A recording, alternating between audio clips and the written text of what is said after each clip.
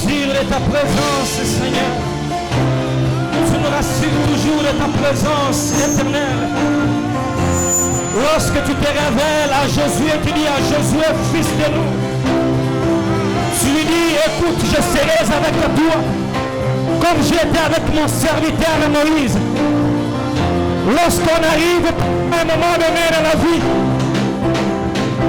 lorsqu'on arrive à un moment parfois dans la vie, les choses qui compliquent, tu interviens toujours à un seul mot pour nous dire, je suis avec toi. Je suis avec toi. Et je serai toujours avec toi à tes côtés. Emmanuel, nous le désirons encore.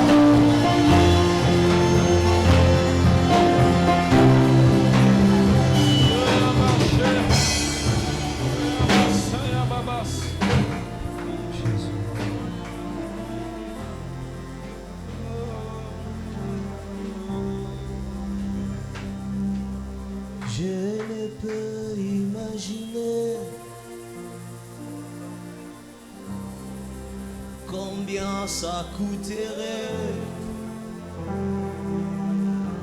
À la croix, il a pris ma place.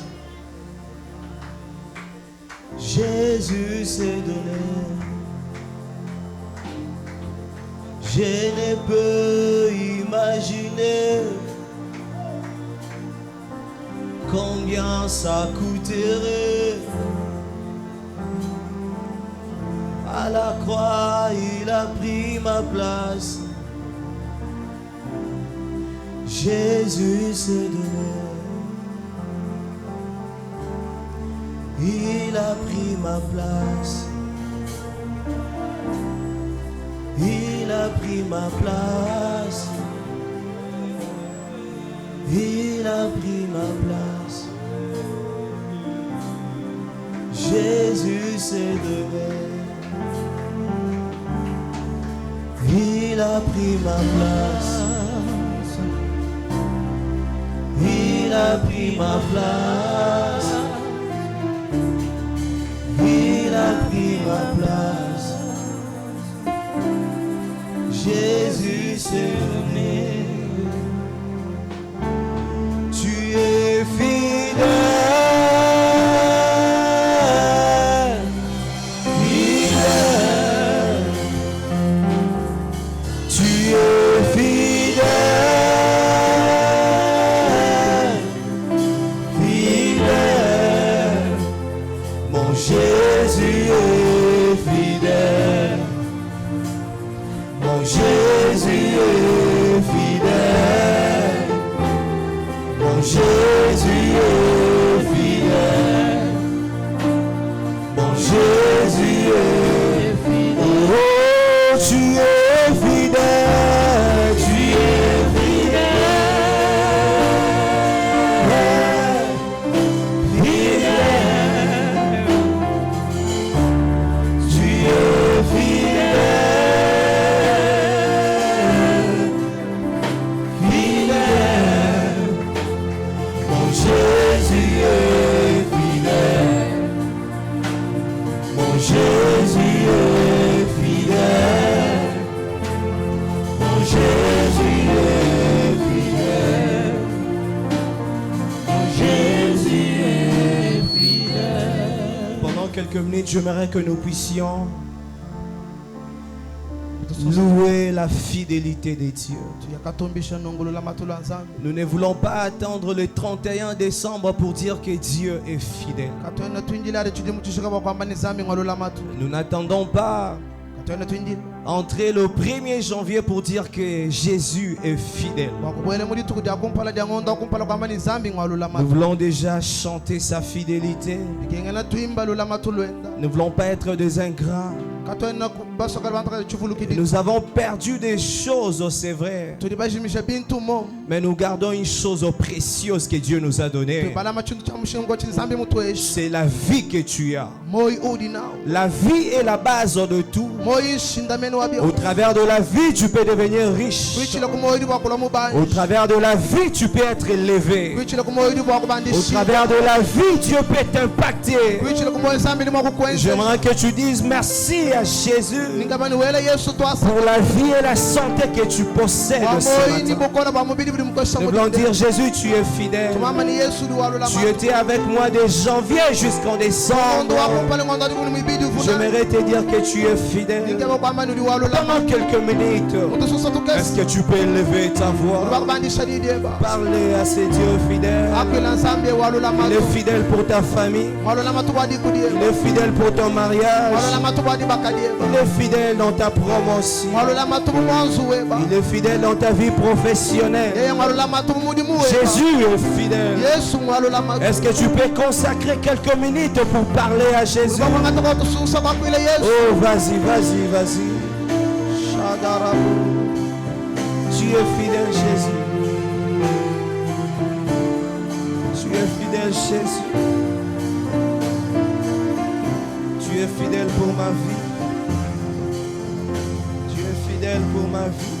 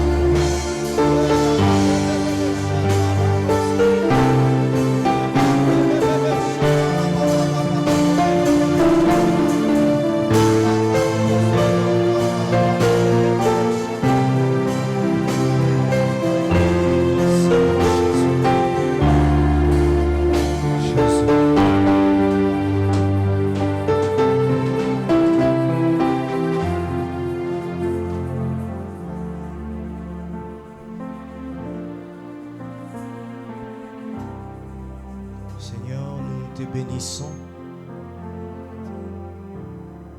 Nous te glorifions, Jésus.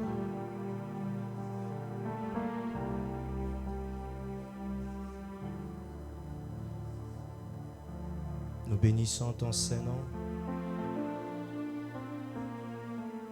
Nous célébrons ton Saint-Nom. Nous te disons ce matin à l'unisson que tu es fidèle, que tu es bon, même si nous avons perdu des choses, cela ne change pas ta bonté.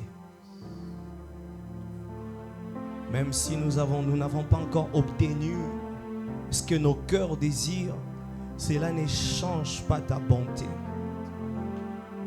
Tu demeures bon, Seigneur. Malgré mes peines, tu demeures bon. Malgré ce que nous manquons aujourd'hui, tu demeures bon. Et malgré ce que nous obtenons en toi, tu es fidèle et tu es bon, Seigneur. Nous te disons merci. Merci pour tout, Seigneur. Tire gloire de ces cultes. Tire gloire de ces moments. Je te prie de bénir la vie de mes frères et sœurs réunis en ces lieux pour toi. Bénis cette parole. Ouvre-moi pour parler de toi. Dans le nom de Jésus. Bénis les cœurs qui vont recevoir cette parole. Au nom suprême de notre Seigneur et Sauveur Jésus-Christ, nous disons à l'unisson Amen. Amen. Amen. Amen. Nous pouvons nous tenir debout et acclamer puissamment Jésus. Tu fais bien de pousser de cris de joie pour Jésus. Gloire à Jésus. Et c'est alors que tu te rassois, communique cette joie à 3 personnes. Est-ce que tu peux saluer 3 personnes?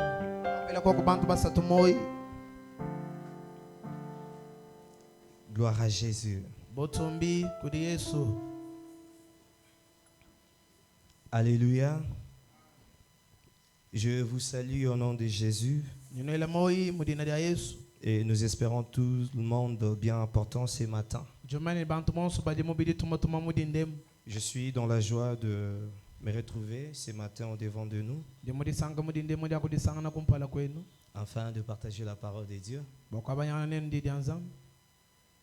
Nous allons nous entretenir un moment sur la parole et puis, si l'Esprit nous les convainc, nous allons plonger dans la prière.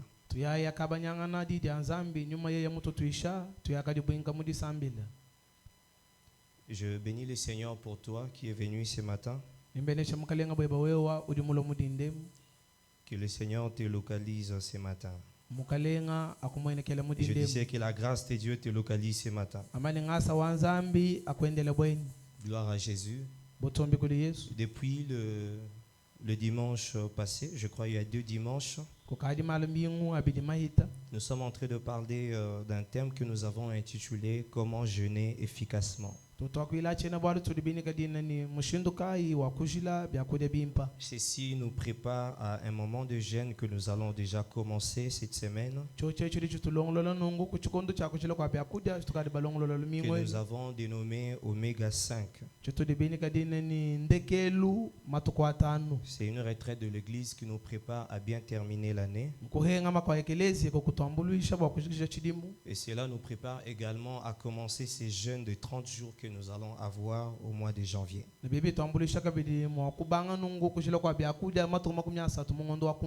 Et puisque c'est une première pour nous à l'église,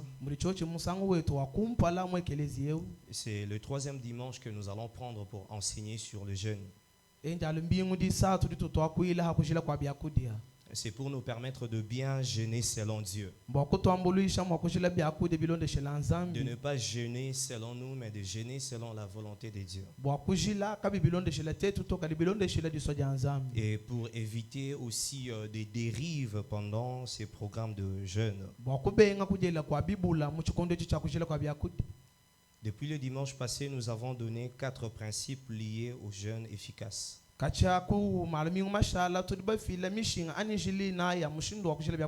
Je vais continuer ce matin. Je vais donner, je crois, 3 principes, 3 ou 4 principes. Et nous allons prier. Je commence par faire un petit rappel avant que nous puissions lire la Bible. La fois passée, nous avons dit ceci, que le jeûne efficace, c'est un jeûne premièrement donné aux enfants de Dieu. Il faut être peuple de Dieu. Le païen ne jeûne pas, car le païen ne peut pas appeler Dieu Père. La prière de païen n'est pas exaucée. Selon ce qui est écrit dans la parole de Dieu, lorsque Christ apprenait la prière aux disciples, il a dit, dites notre Père qui est aux cieux. Donc c'est lui qui peut appeler Dieu Père. Seul c'est lui qui est fils. C'est lui qui est enfant de Dieu. Et nous avons dit que les païens ne sont pas de fils. Je crois que c'est la base de tout, il faut commencer par là. Parce que nous voyons aujourd'hui à l'église, lorsqu'on donne un programme de jeûne, les païens jeûnent au lieu de commencer par donner leur vie à Jésus. Les païens jeûnent au lieu de commencer par arranger, réparer leur vie. Cela nous a ramené aussi à dire ceci, que ça ne sert à rien de jeûner si vous êtes en conflit avec Dieu. Il faut commencer par réparer sa relation et sa communion. Et après se lancer dans le jeûne. Deuxièmement, nous avons dit il faut jeûner dans la discrétion. Car les dieux qui voient dans les secrets voient ce que tu fais dans les secrets. Il bénit l'œuvre du secret. Troisièmement, nous avons dit ceci, qu'il faut jeûner dans le respect strict de modalités. Il faut être sérieux avec Dieu dans ce que tu fais. Et le sérieux avec Dieu se place aussi dans les modalités du jeûne. Il ne faut pas faire sa propre modalité. Il faut respecter toutes les modalités qui sont données. Quatrièmement, nous avons dit ceci. C'est ce qui était même la base de notre enseignement de la fois passée. Nous avons dit qu'il faut jeûner dans le pardon, dans le partage et dans l'amour. Il faut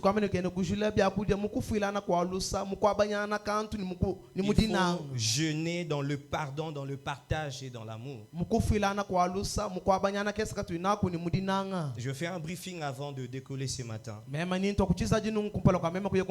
ne sert à rien de jeûner ayant de personnes enfermées dans son cœur. Ça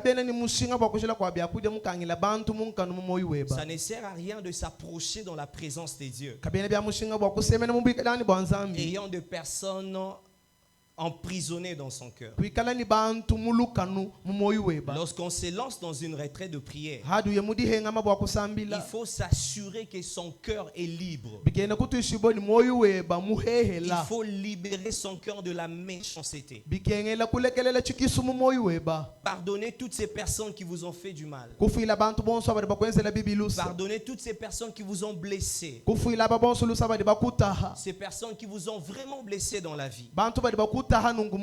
Les gens de famille qui vous ont blessé. Il faut prendre la décision de pardonner. Nous avons souligné ceci la fois passée. Que c'est lui qui refuse de pardonner appuie lui-même sur le pédale de frein de sa destinée. C'est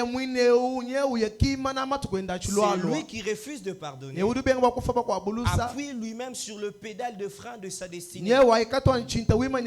La personne qui t'a fait du mal est déjà partie. Peut-être que cette personne n'est pas chrétienne. Mais toi qui es chrétien, tu dois t'assurer que rien ne doit t'empêcher d'atteindre ta destinée. Que ton cœur ne soit pas cette prison qui enferme les gens. Car quand tu refuses de pardonner, quand tu t'approches au devant de Dieu, le Saint-Esprit que nous avons reçu commence par te rappeler cette chose. Le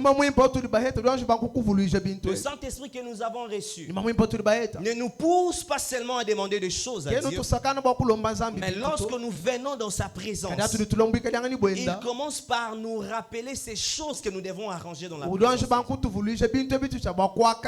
C'est une chose à marteler. Et nous avons parlé de partage de l'amour. Il faut apprendre à faire du bien pendant le jeûne, à partager aux autres ce que vous avez. Votre salaire ne vous appartient pas à vous seul. Votre bénédiction ne vous appartient pas à vous seul. Lorsque Dieu vous bénit, ce n'est pas seulement pour vous. Dieu vous bénit pour que vous soyez un canal par lequel les autres seront bénis. Et pendant le jeûne, apprenez à cultiver l'amour et le partage. Ce matin, je vais encore ajouter 3 points. Et ça pourra nous permettre de commencer ces programmes de jeûne le mardi. S'il faut être logique, ça sera le point 5. Je vais parler de jeûner dans la foi d'aujourd'hui et non de demain. Je vais encore le répondre. Il faut jeûner dans la foi d'aujourd'hui et non de demain. Je vais encore répondre. Il faut jeûner dans la foi d'aujourd'hui et non de demain. La foi d'aujourd'hui, c'est la foi de maintenant. La foi d'aujourd'hui, c'est la foi qui met Dieu à l'épreuve. La foi d'aujourd'hui, c'est la foi qui te pousse à croire. Aujourd'hui, ma situation peut changer. Aujourd'hui, cette maladie peut me quitter. Aujourd'hui, Dieu peut me donner ce que je demande. La foi d'aujourd'hui ne pousse pas des choses au demain. La foi d'aujourd'hui ne renvoie pas l'exaucement demain. La foi d'aujourd'hui ne renvoie pas l'exaucement plus tard. Ça veut dire ceci, que je crois maintenant et aujourd'hui qu'en priant que Dieu m'exauce, qu'en demandant ce travail, je suis en train de le recevoir. Je crois que dans mes moments de prière, je reçois déjà ces mariages. Je crois qu'aujourd'hui, ma situation est en train d'être résolue. C'est la foi qui ne renvoie pas des mains. Frères et sœurs, l'église aujourd'hui fabrique beaucoup de religieux qui renvoient les choses à demain. C'est alors que Dieu veut faire aujourd'hui. Je viens informer une personne que pour ta situation, Dieu te demande d'avoir la foi d'aujourd'hui. Car il ne veut pas faire demain. Il n'a pas envie de travailler demain. Il veut exaucer aujourd'hui. Il veut te guérir aujourd'hui. Il veut te donner ce que tu demandes aujourd'hui. Il faut avoir la foi d'aujourd'hui et non la foi de demain. Car c'est lui qui a la foi de demain n'a pas la foi. Il n'a pas de foi. Il faut avoir la foi d'aujourd'hui et non renvoyer les choses de demain. Le jeûne sans la foi, c'est une performance religieuse. Le jeûne sans la foi, c'est une performance religieuse. Jeûner sans la foi, c'est faire un régime alimentaire. Le religieux, lorsqu'il jeûne, il jeûne pour attirer l'amour de Dieu. C'est pourquoi nous avons de personnes qui ne cessent jamais d'attirer l'amour de Dieu. Je vais répondre. Lorsqu'un religieux jeûne, c'est pour attirer l'amour de Dieu. Et nous avons des personnes qui jeûnent toujours et qui prient pour attirer l'amour de Dieu. Mais l'homme spirituel jeûne pas pour attirer l'amour de Dieu. Il jeûne parce qu'il sait que Dieu l'a déjà aimé. Et c'est cet amour qui le pousse à jeûner. L'homme spirituel jeûne dans l'amour de Dieu. Chers frères et sœurs, la foi d'aujourd'hui, c'est la foi qui te pousse à l'action. C'est la foi qui te pousse à croire que Dieu est là. C'est la foi qui te pousse à t'appuyer sur la parole et non sur tes sensations. C'est la foi qui te pousse à agir comme une personne exaucée. Agir comme une personne exaucée. C'est la foi qui te pousse à faire un mouvement. C'est la foi qui te pousse là où on a eu à rejeter même ton dossier. Tu retournes là-bas pour le déposer. Parce que tu crois que Dieu peut changer le donné. Parce que tu crois que Dieu peut changer les situations. La foi d'aujourd'hui, c'est la foi qui te pousse à l'activité. La Bible dit ceci dans Hébreux le chapitre 11, le verset 1.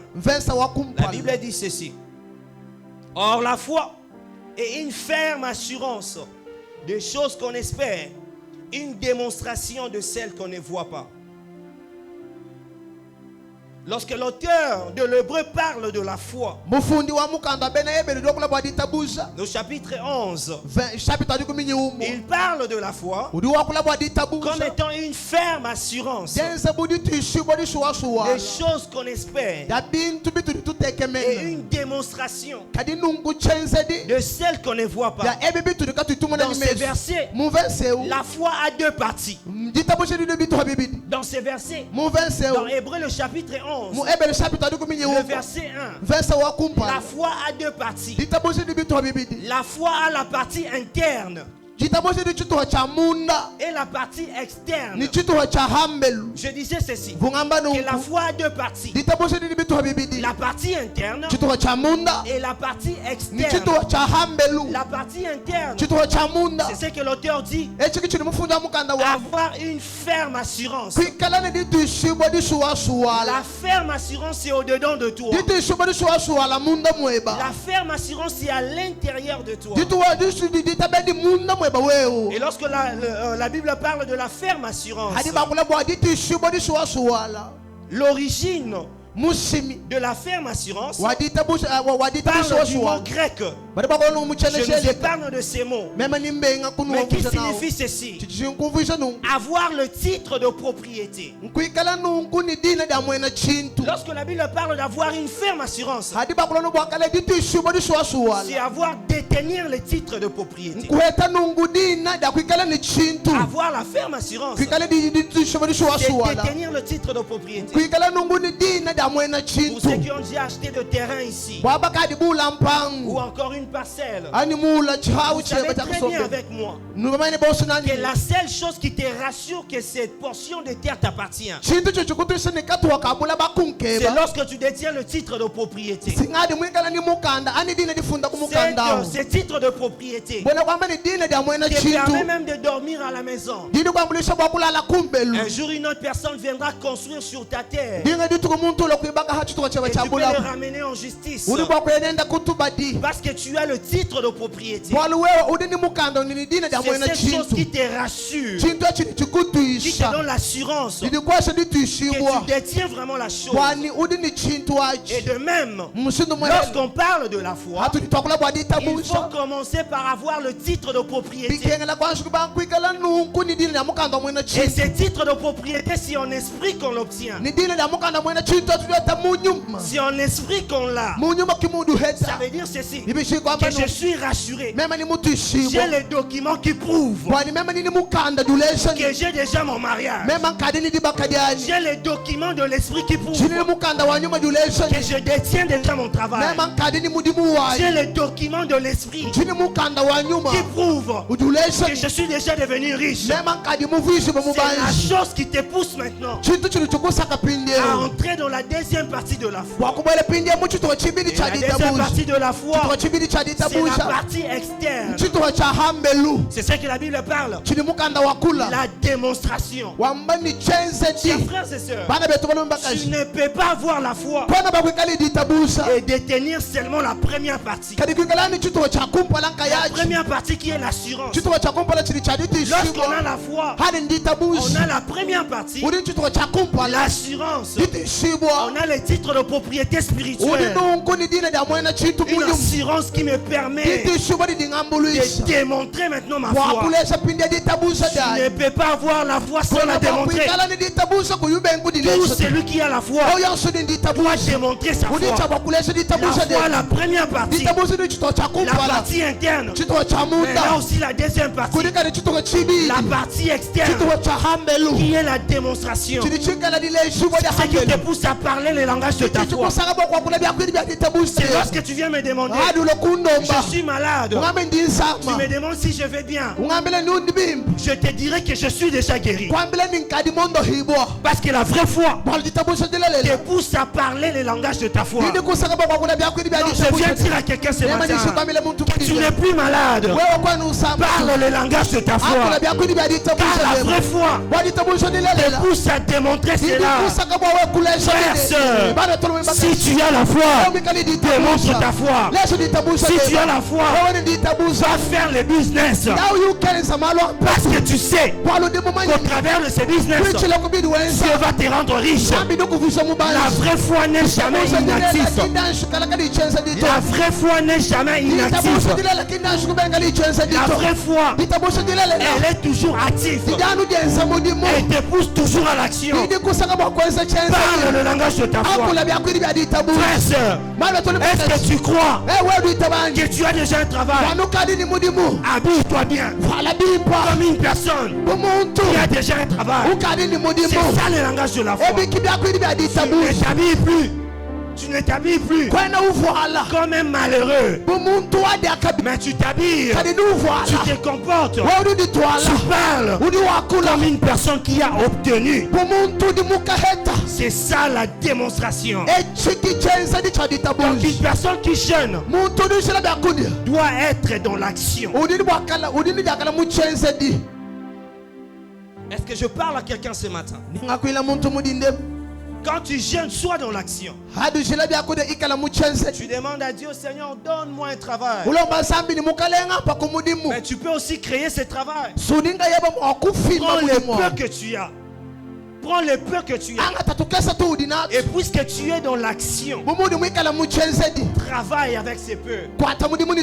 Investis ces peu. Et tu crois qu'au travers de ces peu, Dieu va les multiplier. Chers frères et sœurs, celui qui jeûne sans la foi fait un régime alimentaire. Celui qui jeûne sans la foi reviendra encore jeûner.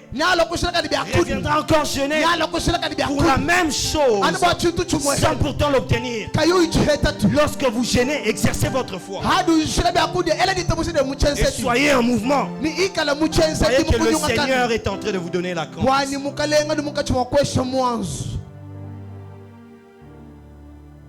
Il faut jeûner en exerçant la foi d'aujourd'hui et non la foi de demain. 6.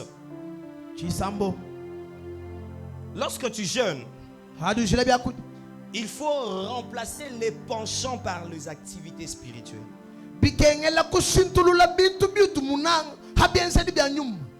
Lorsque tu jeûnes, ou tu es dans un programme de prière, comme nous allons le faire cette semaine, il faut remplacer les penchants par les activités spirituelles. Remplacer les penchants par les activités spirituelles. Lorsqu'on parle de penchants, cela désigne les inclinations naturelles ou des habitudes qui t'éloignent de la concentration spirituelle. Ce sont des choses qu'on aime beaucoup naturellement, mais qui deviennent de mauvaises choses au moment du jeûne. Je reprends encore. Ce sont des jeunes qu'on aime beaucoup, des choses qu'on aime beaucoup, qui naturellement ne sont pas de péché, mais dans un programme de jeûne et de prière, cela peut devenir un péché. Car pendant le jeûne, le but de Dieu, c'est de vouloir travailler en toi avant de travailler par toi. Pendant le jeûne, pendant une retraite, le but que Dieu poursuit, c'est de vouloir travailler d'abord en toi avant de travailler par toi. Avant de passer, j'aimerais dire à quelqu'un, avant que Dieu ne te donne cette chose, Dieu veut travailler premièrement en toi avant de travailler par toi. Il veut travailler ton intérieur. Il veut travailler de mauvaises habitudes. Il veut déraciner ces choses. Et enfin, lorsqu'il viendra déposer et s'aimer la bénédiction, la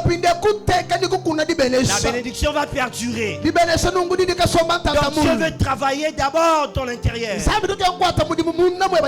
avant de travailler par toi. Il veut travailler ton cœur avant de travailler tes mains. Il veut travailler ta vie interne avant de travailler tes mains. Pendant le jeûne, vous devez apprendre à dompter. Pendant le jeûne, vous devez apprendre à dompter les penchants charnels.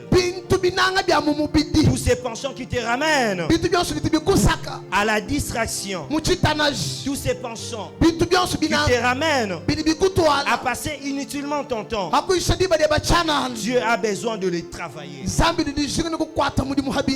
Dieu a besoin de les travailler. Le péché n'est pas seulement l'impudicité, mais aussi toutes ces choses qui sont faites pas au temps de Dieu. Je vais reprendre. Le péché n'est pas seulement l'impudicité, mais toutes ces choses qui sont faites pas dans les temps de Dieu, pas dans le programme de Dieu, et dans un programme de concentration. Dieu t'appelle à la concentration, mais pendant ces moments de retraite, tu associes des penchants charnels, alors ces choses deviennent des péchés. Raison pour laquelle pour tout enfant de Dieu, tout enfant de Dieu doit toujours avoir un interdit dans sa vie. L'interdit n'est pas forcément un péché, mais c'est une chose qui pour toi, lorsque tu le fais, cette chose combat ta destinée. Et puisque ça combat ta destinée, ça va t'amener à rater ta destinée. Cette chose devient un péché pour toi. Pour une autre personne, c'est normal, elle peut le faire, mais pour toi, elle ne peut jamais le faire parce que c'est un péché. Je vais prendre un exemple. Pour certaines personnes en sérieux, Dieu vous a dit personnellement, vous ne pouvez jamais passer toute une journée en scrollant sur les réseaux sociaux. Tu le sais très bien. Pour une autre personne, c'est normal, mais pour toi, tu as de grandes choses à faire avec Dieu. C'est temps que tu es en train de perdre. Tu peux l'investir dans la lecture, tu peux l'investir dans l'apprentissage. Et comme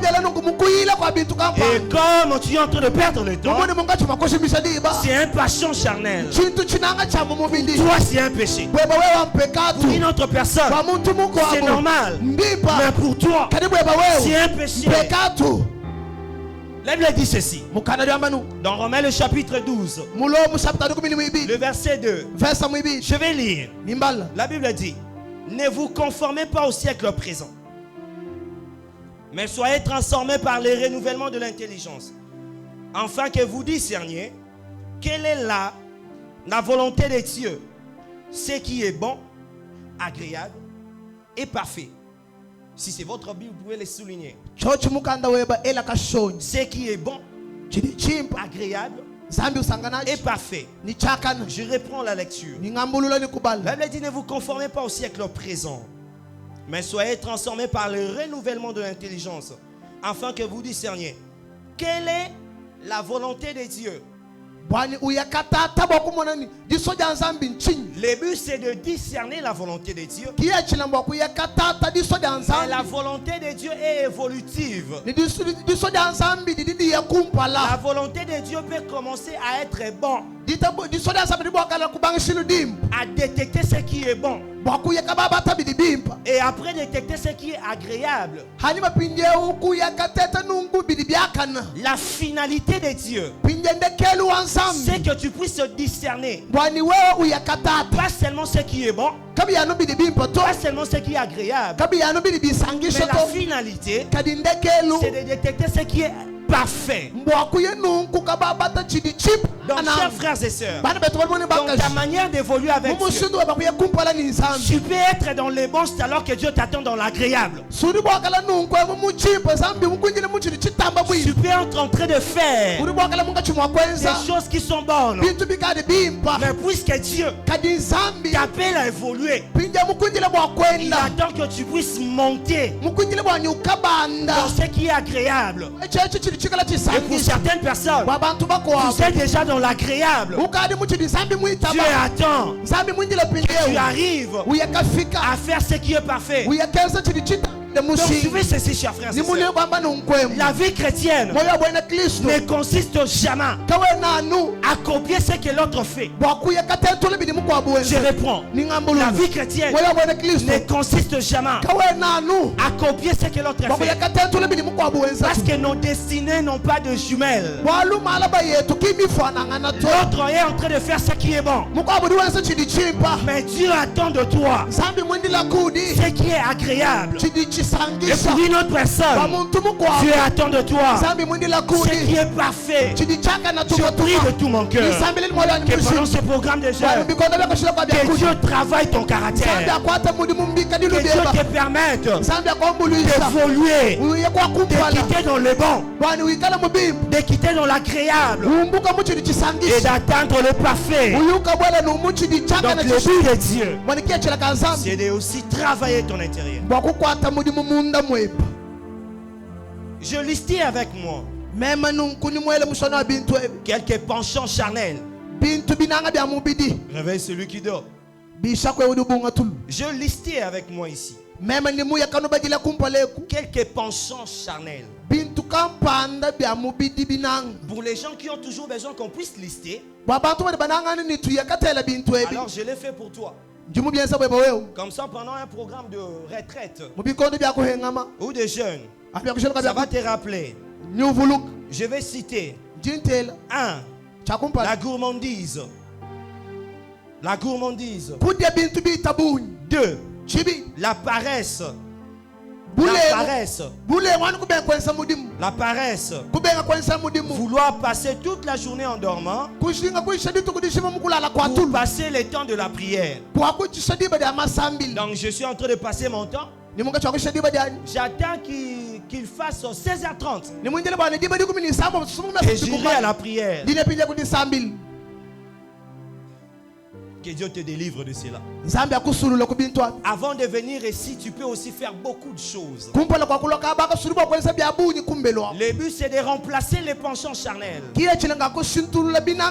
par des activités spirituelles. 3. La colère et l'irritabilité.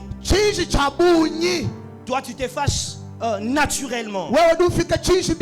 Même s'il ne faut pas se fâcher, tu te fâches. Et tu te loues. Tu te glorifies. Je me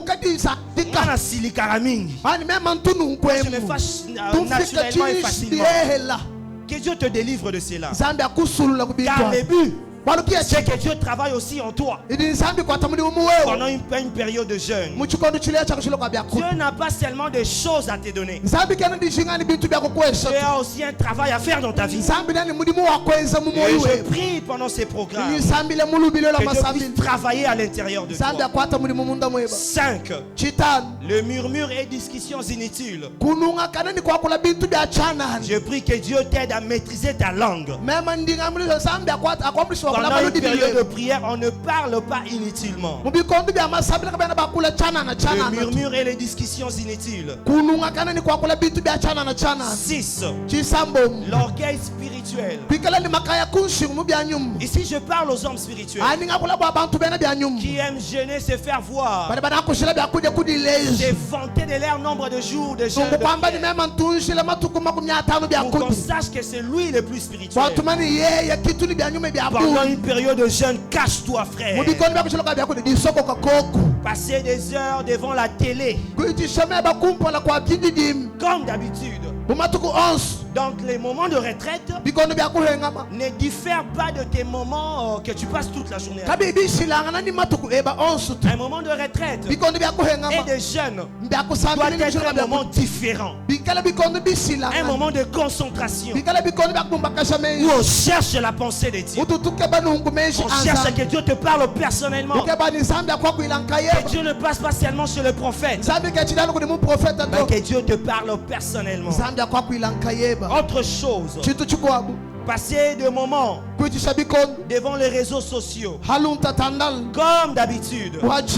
Scroller toute la journée. Scroller le matin. Scroller à midi. Et scroller le soir. Bizarrement, pendant des moments de retraite, tu continues à publier comme d'habitude. Des choses de païens que tu publies. J'aimerais ouvrir une parenthèse. Vous qui êtes des enfants de Dieu, mais qui publiez encore comme de païens, c'est vous qui donnez aux païens le mot pour nous insulter. C'est vous qui donnez aux païens le mot pour insulter tout le chrétien. Lorsqu'on regarde ta vie, on regarde tes publications, ça ne diffère en rien d'un païen. C'est toi qui apportes la honte dans la foi chrétienne. C'est toi qui pousse le païen à nous insulter. Lorsqu'on te voit, tu ne donnes même pas le goût de devenir enfant de Dieu. Lorsqu'on voit ta vie, tes publications sur internet, ce que tu fais, tu donnes des mots aux païens de nous insulter. Je prie de tout mon cœur que Dieu te délivre de ces choses.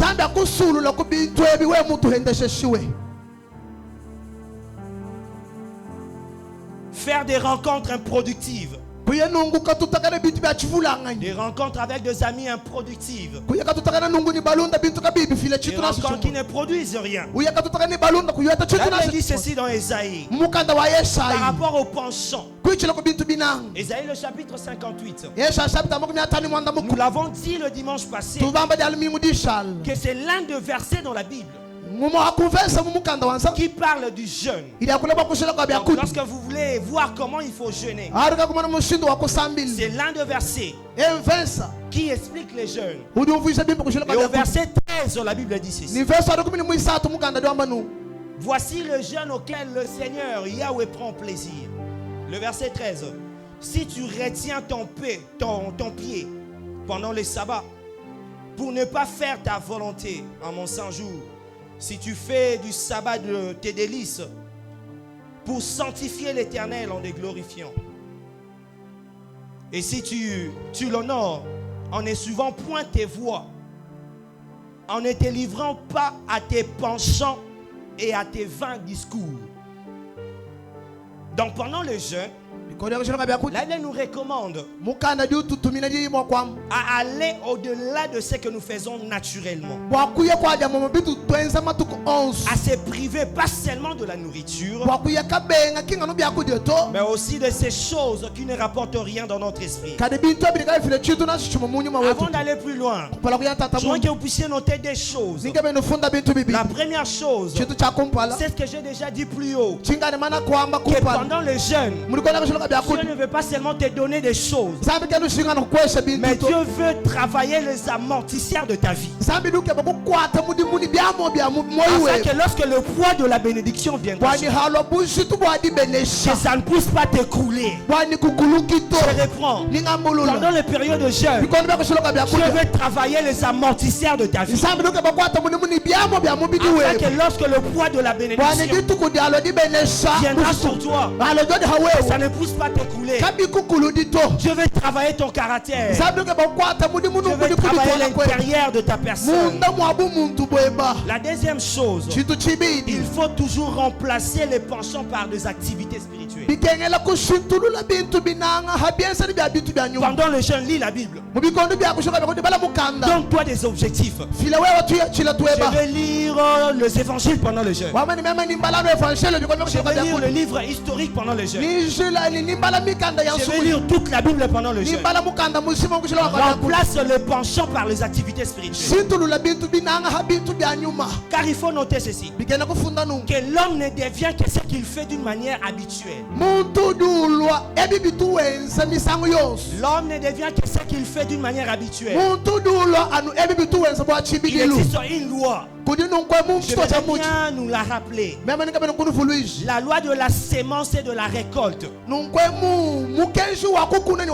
Il existe une loi. La loi de la sémence et de la récolte.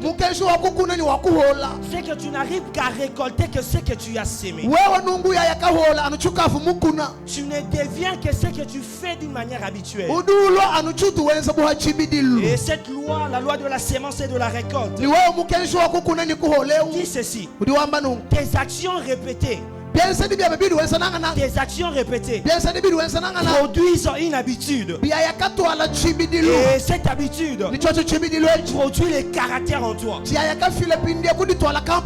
caractère qui est ton identité. Construis maintenant ta destinée. Je vais reprendre. Je reprends. Tes actions répétées deviennent une habitude. Et cette habitude produit une identité ou un caractère. Et ce caractère, c'est ce caractère qui construit ta destinée. Montre-moi ce que tu fais aujourd'hui. Je te dirai ce que tu deviendrais demain. Montre-moi ce que tu fais aujourd'hui. Je te révélerai ta destinée. Montre-moi tes habitudes aujourd'hui. Je vais te révéler ta destinée. Cher jeune, cette église est remplie de jeunes. Ce que tu fais d'une manière habituelle, c'est ce que tu deviens demain. Une personne en Seigneur a reçu de prophéties pour devenir professeur à l'université, pour devenir ministre. Mais laisse-moi te dire qu'il est possible de saluer des liens ses promesses. Je disais ceci, qu'il est possible de saluer de loin ses promesses si tu ne fais rien aujourd'hui. Car il existe des prophéties pour qu'elles puissent s'accomplir. Tu dois travailler aujourd'hui. Montre-moi ce que tu fais aujourd'hui. Je te dirai ce que tu vas devenir demain. On peut te donner des prophéties correctes avec exactitude. Mais si tu ne travailles pas ta prophétie, tu ne deviendras rien.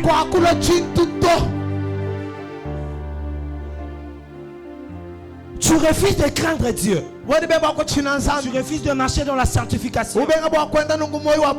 Et c'est toi qui seras le grand pasteur de demain.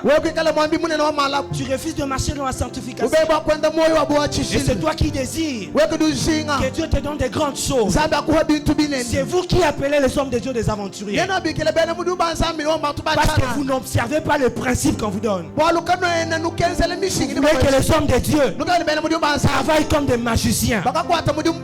Donc que je fasse quelque chose de mystique, que ta vie change, ça n'arrivera jamais. Tu dois travailler. Travaille ta sanctification. Travaille ta destinée. Et par la grâce de Dieu, tu vas le devenir.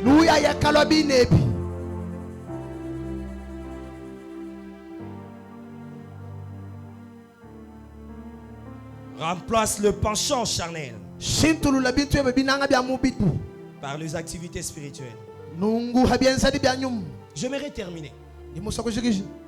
7. 7.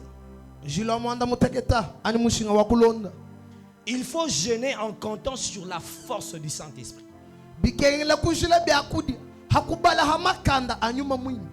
Il faut jeûner en comptant sur la force du Saint-Esprit. Jeûner en comptant sur la force du Saint-Esprit, c'est passer d'un simple exercice à une expérience spirituelle. C'est passer d'un simple exercice de volonté à une expérience spirituelle. C'est lui qui jeûne en s'attachant sur la force du Saint-Esprit. Il croit que par ses propres forces il ne peut rien. Il croit que par son intelligence il ne peut rien. Il croit que par sa propre discipline il ne peut rien. J'aimerais aussi ouvrir une parenthèse. Tu trouves la vie chrétienne difficile. Parce que tu veux vivre la vie chrétienne par tes propres efforts. Parce que tu veux le faire par tes propres stratégies. Par ta propre discipline. Par ton intelligence. Parce que tu as appris de principes. Je ne suis pas contre le principe. Je ne suis pas contre le garde-fou qu'on peut placer dans la vie chrétienne. Mes chers frères et sœurs, la vie chrétienne, c'est vie par la force du Saint-Esprit. C'est lui qui compte sur le Saint-Esprit. Il sait qu'un jour il peut faillir, mais il s'accroche sur le Saint-Esprit. Ce matin je viens te dire ceci. Accroche-toi sur le Saint-Esprit. Compte sur le Saint-Esprit. Travaille avec le Saint-Esprit. Marche avec le Saint-Esprit. Évolue avec le Saint-Esprit. Et tu resteras debout.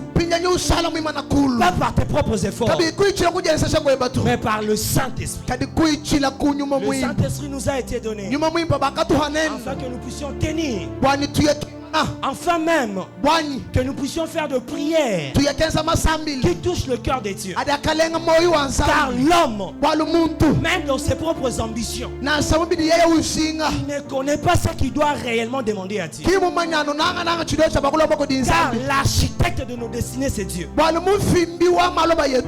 c'est Dieu qui te révèle même la chose à demander pour atteindre ton destin. Et donc si tu veux atteindre rapidement, la chose à faire, c'est de s'attacher au Saint-Esprit. La Bible dit ceci dans Romains le chapitre 8, le verset 26. Je vais lire. La Bible dit: de même aussi, l'Esprit nous aide dans notre faiblesse, car nous ne savons pas ce qu'il nous convient de demander dans nos prières. Nous ne savons pas ce qu'il nous convient de demander. Mais l'Esprit lui-même intercède pour nous par des soupirs inexprimables. J'aimerais retenir la partie qui dit: car nous ne savons pas ce que nous convient de demander. J'aimerais dire à quelqu'un, ce n'est pas parce qu'aujourd'hui que tu demandes le mariage que le plan de Dieu, le plan parfait de Dieu pour toi, c'est que tu puisses dans tes moments de prière demander le mariage. Donc il faut sonder la volonté de Dieu. L'Esprit de Dieu peut te guider même dans tes prières à demander avec précision. Et lorsque tu demandes avec précision, tu entres dans le plan de Dieu. Mais une chose qu'il faut retenir, c'est que nous ne recevons rien parce que nous le méritons. Je vais répondre. Nous ne recevons rien du tout parce que nous le méritons. Tout ce que nous recevons, ce n'est pas à cause de nos efforts, c'est à cause de la grâce et à cause de Jésus-Christ. Ton exaucement n'est pas dû à la force que tu déploies seulement dans la prière, à l'énergie que tu déploies dans le jeûne. Faut pas dire à Dieu: Seigneur, parce que j'ai jeûné 40 jours, donne-moi. Non frère, Dieu ne te donne pas parce que tu as jeûné 30 jours. Parce que tu as jeûné 30 jours. Dieu ne te donne pas parce que tu as été trop saint. Non, pas ça premièrement. Dieu te donne à cause d'une personne, à cause de Jésus. Dieu te donne pas à cause de toi, mais à cause de Jésus. Lorsque je parle de ces choses, je vois dans la Bible Esaü qui est en train de pleurer amèrement. Je lis dans la Bible dans Genèse le chapitre 27, Esaü est en train de pleurer amèrement. Et comme j'en ai l'habitude, je l'appelle de côté. Esaü, pourquoi tu pleures? Il dit parce que on m'a ravi ma bénédiction. Et j'entre en profondeur pour comprendre l'histoire. Il s'agit d'une personne, d'un père dans la Bible. Il devait bénir son fils aîné. Et il dit à son fils aîné, son papa s'appelle Isaac. Il dit à son fils aîné, qui s'appelle Esaü, je vais mourir. Viens, prépare pour moi. Je vais te bénir. Va chasser. Trouve-moi un gibier. Prépare pour moi. Et je vais te bénir. À côté, il y avait maman Rebecca. Maman Rebecca a tout capté. Et il a appelé son fils qu'il aimait beaucoup. Il a appelé Jacob. Il dit Jacob, vas-y, ouvre 2 agneaux. Viens, je l'ai préparé pour ton père. Tu iras le servir. Et il va te bénir. Parce que ton père est mort. Mais j'aime le réflexe de Jacob. Jacob dit ceci. Mais maman, la bénédiction n'est pas pour moi. La bénédiction est pour Esaü.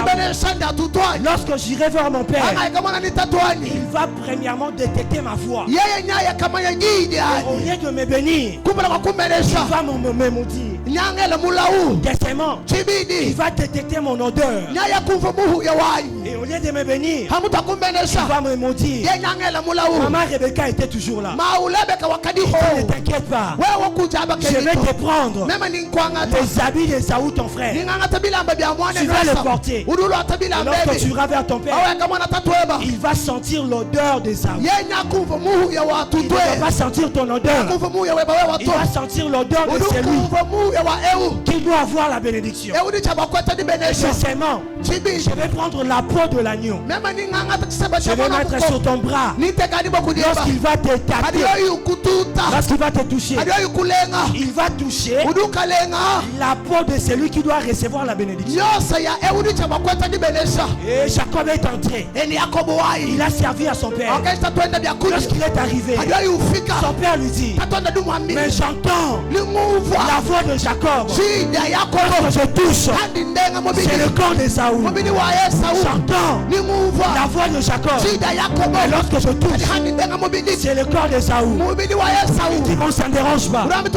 Je vais quand même te bénir. Pas à cause de la voix, mais à cause de ce que j'ai touché. Pas à cause de la voix, pas parce que j'ai entendu, mais à cause de ce que j'ai touché. C'est ce qui est arrivé dans la grâce. Dans la période de la grâce, nous ne sommes pas bénis. Pas parce que le Père a écouté la voix, mais parce qu'il a écouté, il a touché. En touchant, il n'a pas touché ma peau, il a touché la peau. Et c'est lui qui doit recevoir la bénédiction. C'est lui qui doit recevoir la bénédiction. C'est Jésus. Lorsque le Père m'appelle, lorsque je réponds par ma voix, il dit, j'entends la voix de Jérémie. Normalement, Jérémie ne doit jamais être béni. Parce qu'il y a de lois de famille sur lui. Il y a de péchés sur lui. Lorsque Jérémie répond, le Père entend la voix. Et lorsqu'il touche, il touche le corps de Christ. Et le Père ne te bénit jamais à cause de ta voix. Il ne te bénit jamais à cause de tes efforts. Il ne te bénit jamais à cause de ta force. Il te bénit à cause d'Esaü. Esaü préfigure Jésus, qui est notre fils aîné, qui est notre grand frère aîné. Et au travers de Jésus, le Père nous bénit. Pas à cause de nous, à cause de Jésus. Frère, tu n'es pas béni parce que tu es intelligent. Tu n'es pas béni parce que tu es trop sage. C'est à cause de Jésus que tu es béni. Et j'aime une chose, maman Rebecca était là à côté. C'est maman Rebecca qui donnait des stratégies. Il dit à Jacob, va préparer. Non, il a dit, ramène-moi, c'est moi qui vais préparer. Parce que je vais préparer selon le goût du Père. Frère, sœur, maman Rebecca préfigure le Saint-Esprit. C'est lui qui nous montre ce qu'il faut réellement faire pour atteindre le cœur de Dieu. C'est lui qui nous montre ce qu'il faut préparer pour toucher le cœur de Dieu. Arrête de t'appuyer sur tes efforts, sur ta sagesse. Appuie-toi sur Jésus. On est béni à cause de Jésus. Pas à cause de nous. Parce que tu as jeûné. Accroche-toi sur Jésus. Entre dans Jésus. Lorsque le Père va t'appeler, il écoutera tes efforts. Et la bénédiction a une condition. Je dois toucher et sentir que c'est Esaü. Parce qu'Esaü était velu. Et quand le Père s'approche, quand il vient te toucher, il touche à Jésus. Parce qu'il s'est passé une chose. C'est ce que le théologien appelle la substitution. La substitution. La substitution. La substitution veut dire ceci. Un autre prend la place d'une autre personne afin de recevoir la bénédiction d'une autre. Un autre prend la place d'une autre personne afin de recevoir la malédiction de l'autre. C'est ce qui s'est fait. Dans Genèse 27, il s'est passé la substitution. Jacob a eu la place d'Esaü afin d'avoir la bénédiction d'Esaü. Nous avons eu la place de Jésus. Lui qui était béni, nous étions maudits. On devait nous représenter comme Jésus afin d'être béni. Ça c'est de un. Ça c'est de un. De deux, un autre a pris la place pour recevoir la malédiction. Et à ce tour, c'est Jésus maintenant qui est à la croix. C'est lui qui devrait être maudit. Il a pris notre place. Il a reçu la malédiction à notre place. Il a échangé afin que tu deviennes bénédiction. Frère, sœur, arrête de compter sur ton intelligence. Appuie-toi sur Jésus. Accroche-toi à Jésus. Entre dans Jésus. Et tu recevras toute la bénédiction qui doit arriver à Christ. Ça viendra sur toi.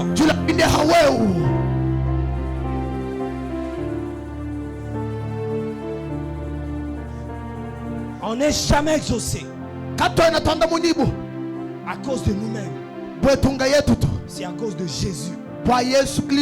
C'est pas parce que tu as jeûné 30 jours. C'est pas parce que tu écris un bon français que tu auras ce poste. C'est pas parce que tu parles un bon français que tu auras ce poste. Je ne suis pas contre l'intelligence. Je ne suis pas contre le travail. Mais la grâce est au-dessus du travail.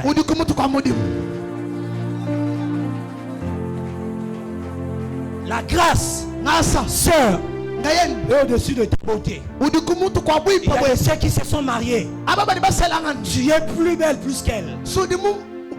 Tu es plus belle plus qu'elle. Elles ont reçu ce mariage par grâce. Pas parce qu'elles sont plus belles. Il y a de ceux-là. Remarque bien. Même ton chef au travail, peut-être qu'il n'est pas plus intelligent que toi.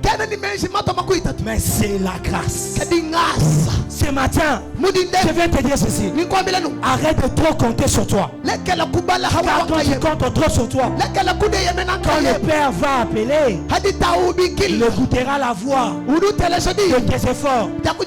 Et lorsqu'il s'approche encore, il va sentir l'odeur de tes efforts. Entre dans Jésus. Entre dans Christ. Appuie-toi sur Christ. Travaille dur.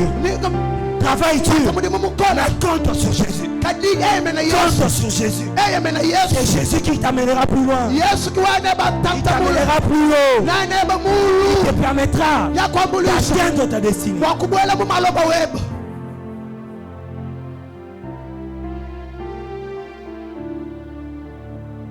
Comptez sur le Saint-Esprit. Que Dieu nous bénisse abondamment. Je nous prie de nous lever. Nous allons prier.